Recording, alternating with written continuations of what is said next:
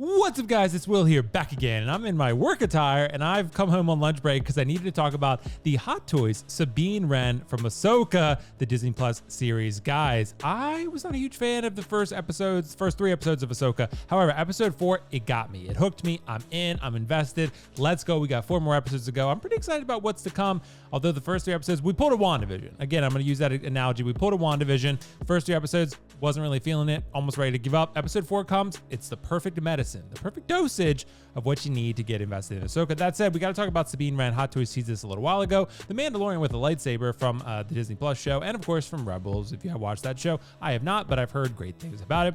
That said, Sabine Wren is a Mandalorian warrior and a graffiti artist, you say, with creative and rebellious spirit. Independent by nature, during the age of the Empire, a young Sabine defected from the Imperial Academy of Mandalore and joined a small rebel cell operating out of the Ghost and led by Hera Syndulla and the Jedi Knight Kanan Jarrus. I'm pretty sure that's pronounced correctly. Again, I'm not a Clone Wars or Rebels guy, so I don't really know some of these characters, but pretty cool. Okay, with a gift for colorful explosions, she's a rebel essentially, and they really make that clear in the Disney Plus show. Just going into Ahsoka, watching it, she's chasing away on a bike, getting away from authorities, whatever. She's a rebellious spirit. She's a rebellious soul, and that's what she is. Guys, Sabine has not been my favorite character in Ahsoka thus far. She's been okay.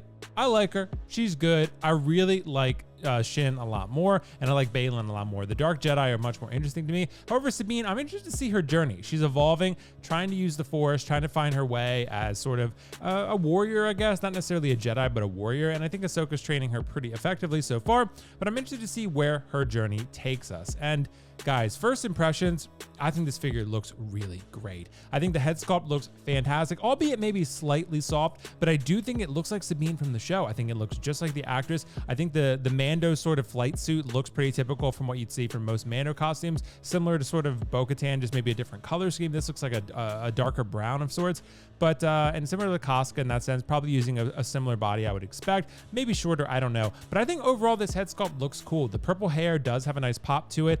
The sculpted hair actually does look pretty good in this instance. That Ahsoka is an older head sculpt, is from the Mando version. I think that needs an update. I think it needs a retool. But Sabine, I think, looks really great. So honestly, guys, I think this figure is pretty nice. It really just is gonna come down to how much do you like the Ahsoka Disney Plus show by the end of it, and how much do you like Sabine. I will say this figure will be up for order on Comic Concepts. I'll put a link in the description below, so check out the description below if you're looking for it and you want to buy from Comic Concepts. A great place to buy Hot Toys, so if you're interested, check out that. Guys, look at the detail in the head sculpt, and this has rolling eyeballs. This is just a thing with Hot Toys moving forward. This is a thing where we're gonna get this with almost every figure. It's just kind of the expectation now. It's the new standard that has been set, and Hot Toys is rolling with it, and I love it. Guys, at the close-up angle, it doesn't quite look as soft. I think a lot of detail is in here, I can tell. It still looks a little bit soft in the lighting. I think they have a pretty strong softbox on this figure, probably multiple lights. It's a very sort of glowy, sort of beautiful type effect, and they wanted to make Sabine look as cool as possible and as beautiful as possible. And she does. I mean, look at the eyes there, dude. Look at the mascara and all that stuff. The eyeliner, whatever it is. I don't wear makeup. I don't know these things, but I think it looks really nice. It looks like the actress from the show. I don't know. I do think this figure, it has some presence in terms of the color scheme. I do think this is a unique sort of color scheme, and they talked about graffiti in the description, and that could be why. But I think you can do some cool stuff with this figure. I don't know if it's going to be like the #1 figure in your collection, but I don't think it needs to be. It's more of a companion piece, ultimately. It's a companion piece for Ahsoka and maybe other characters you get from the Ahsoka line. I think the question becomes, though, how deep are they going to go into the Ahsoka line? How deep is this line going to run? And I guess that's going to depend entirely on the popularity of the show. Hot Toys maybe have to take a little bit of a risk and say, okay, we like this line, we want to explore it, we're going to make a few figures from it, because they didn't make shit from Andor. Nothing. Nada. Zip. Nothing. Right? That's pretty crazy, because Andor was not necessarily a popular show, but it was popular among the fans who did watch it. It was a very well done show. Ahsoka has a lot of figure potential. There's Thrawn, of course. There's Shin and Baylan and Ahsoka, of course, and there's Huyang could be made into a figure. There's a lot of characters that could be very toyetic, very prime for a figure release essentially by Hot Toys. And I do think this one looks pretty cool. Again, I like the color scheme. I like that touch of gold there on the gauntlet, the red with the silver, and then sort of the silver highlight lines in there on the top of the helmet. I think this looks really cool, actually. It has a really nice dynamic, sort of a contrasty type of color scheme to it. And I think that's pretty effective. We're obviously going to have pleather on the belt section there. pretty typical, par for the course. I'm hoping one day the Hot Toys decides to go with real leather. If they have to raise the price, so be it. We're kind of getting used to paying a little bit more anyway. Not necessarily saying we want to pay more, but if it's real leather, I do think people would be willing to pay like another $20 to $30 for genuine leather that is going to have more longevity attached to it. But yeah, I mean, I think either way, you could display this figure head sculpt on or helmet on. Either way, it would be great. I tend to go helmet on for almost all of my figures that have a helmeted character, besides the Battle Damage Mark 85. But overall, guys, I think this Sabine looks good. You got to let me know your thoughts in the comments below. But overall, I think it's tailored nicely. I think the head sculpt is really well designed. And I think it does have some presence on the shelf. One thing that's interesting, I'm just seeing here, it almost looks like it's probably just lighting. The neck and the head sculpt almost look like they're different colors. And again, that neck peg is maybe a little bit of an issue, as you can see there on the side right there. But I think, you're going to be looking at the figure straight on. It's going to be in a display case. You're not going to be going behind it looking at the neck peg. So I don't think it's a huge issue. I mean, it's not necessarily uncommon for Hot Toys to do things like that. But I mean, that head sculpt shot up close right there, that is a fucking glamour shot right there. That is a really, really good photo and a really good head sculpt. So kudos to Hot Toys and the photographer here for doing this, because honestly, this is a really good head sculpt. This is one of the better head sculpts that Hot Toys have done in a while. And I'm impressed with it. I'm very impressed with it. I think this looks great. I'll probably end up picking this one up for a review. I'm not sure I'm going to pick this one up to stay in my collection as of now. I do like the Ahsoka show, though. Maybe by the time the 8 episodes conclude, maybe I'll be like a huge Sabine fan and I'll be a Sabine simp. And then I'll say, yeah, I really, really want that. So yeah, this little creature thing looks pretty cool. So I'm excited about that.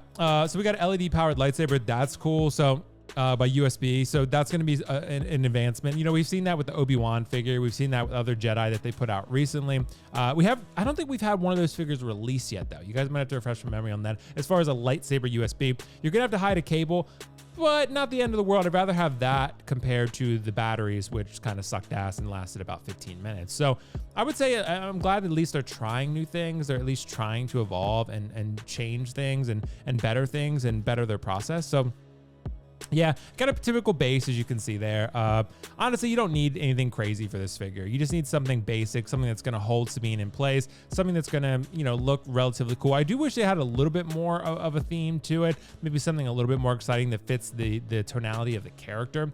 And, she's a graffiti artist. Why not give her something a little bit more exciting? But I guess they wanted to be consistent with the rest of the Ahsoka line, relatively anyway. Maybe Thrawn, because I'm assuming Thrawn gets made, and then at that point, Thrawn will have maybe a similar base. Who knows? Maybe they'll change things.